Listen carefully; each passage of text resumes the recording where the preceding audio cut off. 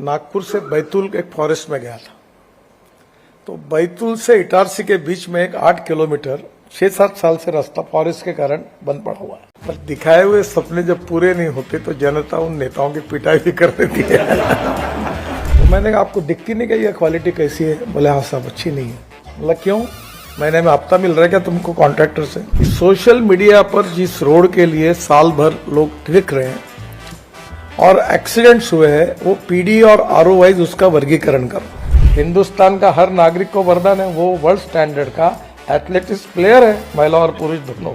ऐसे कुत्ते उसके ऊपर सामने। प्रेस वाले मेरा फोटो क्यों छापे? मैं क्यों गाली खाऊं? कॉन्ट्रैक्टर का भी फोटो छपे, गड्ढे वाले रोड पर जाते, कंसल्टेंट का भी छपे, सेक्रेटरी का भी छपे। अभी चंद्रजीत जी ने कहा कि मैं नए नए आइडिया देता हूं। नए आइडिया देना पॉलिटिक्स में बहुत अच्छी बात होती है। नए आइडिया लोग बड़े अच्छे से सुनते भी हैं और वोट भी देते हैं, पर सपने दिखाए जाते हैं, लोग सपने दिखते भी हैं, पर दिखाए हुए सपने जब पूरे नहीं होते तो जनता उन नेताओं की पिटाई भी कर देती है। तो इसलिए आइडिया को इम्प्लीमेंट करना ये उतना ही महत्वपूर्ण है।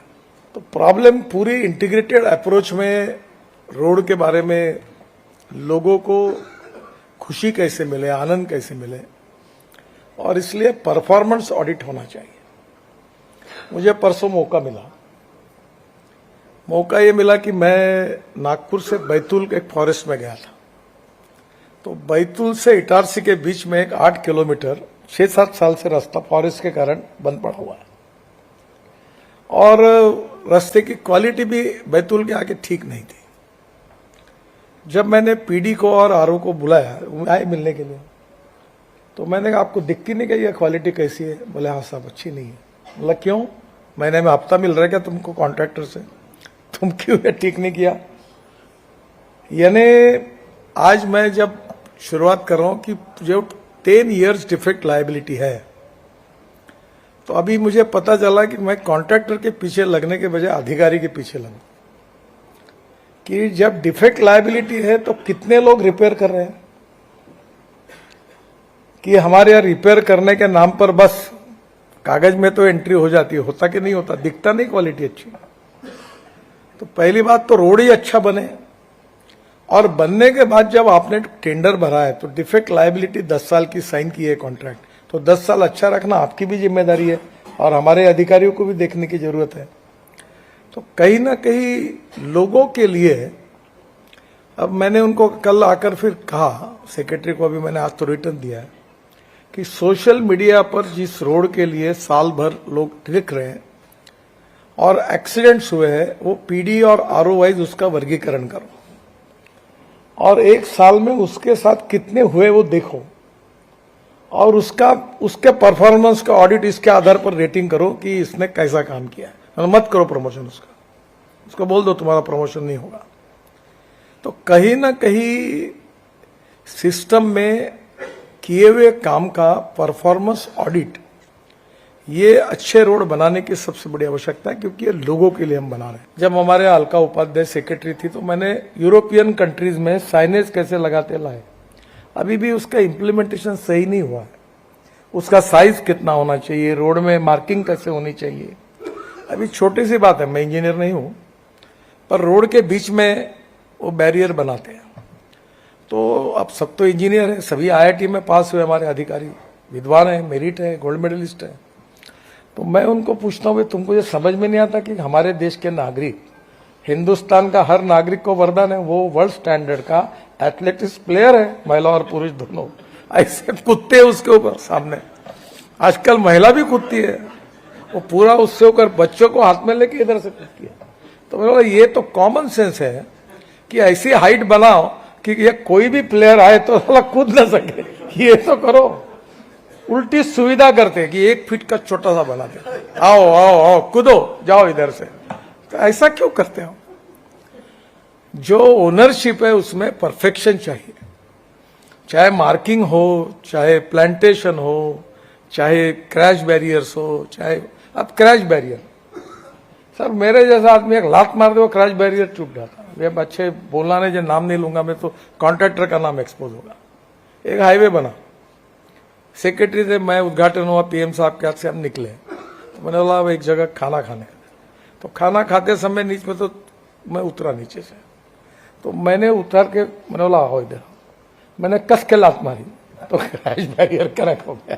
अब मैंने बोला मेरे लात से क्रैश बैरियर हो रहा है, इनको समझ में, इसका गेज क्या है। अभी जो पाइप का वेल्डिंग करके डिजाइन किया, वो पाइप का गेज क्या है, तो किसी को पता ही नहीं था। मैंने बोला ये 24 गेज का पाइप लगा है। बोले आपको मालूम, मतलब मैं अलमारियां बनाता था स्टील की तो गोदरेज की अलमारी 18 गेज की बनती थी, और गांव की अलमारी जो थी वो 26 गेज में बनाकर पुट्टी चढ़ा के, और ऐसी छोटी अलमारी, वो कभी भी ऐसी हिलती थी, पैरालिटिक अटैक आया वैसी अलमारी हिलती थी। तो मुझे मालूम था ये पाइप कौन सा है, तो बोला आपने कॉन्ट्रैक्ट में लिखा ही नहीं है कि 16 गेज का पाइप चाहिए। क्वालिटी के बारे में हमने स्ट्रिक्ट धोरण नीतियां अपनानी चाहिए, और मेरा रोड अच्छा बने, रोड अच्छा बने ये आपके लिए भी हो। इसलिए अभी मैंने एक बात की कि अभी स्कैनर एक साइन लगाकर एक रोड पर कोई भी जनता को ये मालूम हो जाए कि ये रोड मंत्री कौन है, सेक्रेटरी कौन है, उसका फोन नंबर क्या है, कौन सा कॉन्ट्रैक्टर है, कौन एग्जीक्यूटिव इंजीनियर था, उसका फोन नंबर, सब डिटेल दो, तो ताकि प्रेस वाले मेरा फोटो क्यों छापे, मैं क्यों गाली खाऊं। कॉन्ट्रैक्टर का भी फोटो छपे गड्ढे वाले रोड पर जाते, कंसल्टेंट का भी छपे, सेक्रेटरी का भी छपे, पूरा मेरे गले पे क्यों लटक जाता वो कि सोशल मीडिया में मैं जवाब देते क्यों घूमूं। तो अब मैंने तय किया कि ये सबको जानकारी उपलब्ध करा के दो, होगी धुलाई उनकी। जो खराब काम करेंगे वो खाएंगे, पता चलेगा लोगों को। तो कहीं ना कहीं अब ये डिटेल ओपन होने वाला, क्योंकि मीडिया भी स्ट्रांग हुई है, और इसलिए मैं पहली रिक्वेस्ट आपको करूंगा कि आप क्वालिटी के बारे में इंटरनेशनल स्टैंडर्ड्स और वर्ल्ड स्टैंडर्ड्स को ध्यान में लेकर ये काम करिए। कुछ गलतियां हमारे अभी होती है, अभी बिटुमिन रोड बना रहे, इतनी बरसात हो गई, नहीं टिक पाए, तो मैंने कहा व्हाइट टॉपिंग करा कर सक। देखिए व्हाइट टॉपिंग में गाड़ी में इतने कंफर्ट नहीं मिलते राइडिंग में, उसमें बिटुमिन सरफेसिंग करना है तो कॉस्ट बढ़ती है। तो मैंने कहा कॉस्ट बढ़ने दो, कॉस्ट बढ़ेगी तो चलेगी, पर कंफर्ट्स कम नहीं होने चाहिए। आप फुकट में कर रहे हो, टोल लेते हो ना, आप लोगों को जब पैसा ले रहे हो तो आपने, if you want good services you have to pay for it, ये मैं लोगों को बताता हूं। तो फिर आप क्वालिटी में क्यों ऐसा करते हो। तो पहली बात तो हर कॉन्ट्रैक्टर और अधिकारी ये इस बात को कमिट करे कि हम बनाए हुए जो रोड है उसकी क्वालिटी हम इंटरनेशनल स्टैंडर्ड के हिसाब से बनाएंगे। अब छोटी छोटी बात है, एक ही स्पॉट पर 100 लोग मरे हैं। अब ये बात क्या पीडीआरओ या उनके ध्यान में नहीं आती क्या। छोटी छोटी सी बातें हैं। मैं अभी एक पत्रकार को आते समय बोल रहा था कि मेरा भाषण ऐसे कैसे लिखना नहीं, मैं अच्छे भाव में बोल रहा हूं। अभी ये जो साहब ये क्रेन रखते हैं और एक एम्बुलेंस रखते हैं, एम्बुलेंस चालू ही नहीं है, एक पुराना कई खटारा खरीद के लाके सफेद पेंट लगा के लाल मार्क खड़ा करके लगा देते हैं। ऐसा रामराज्य चल रहा है।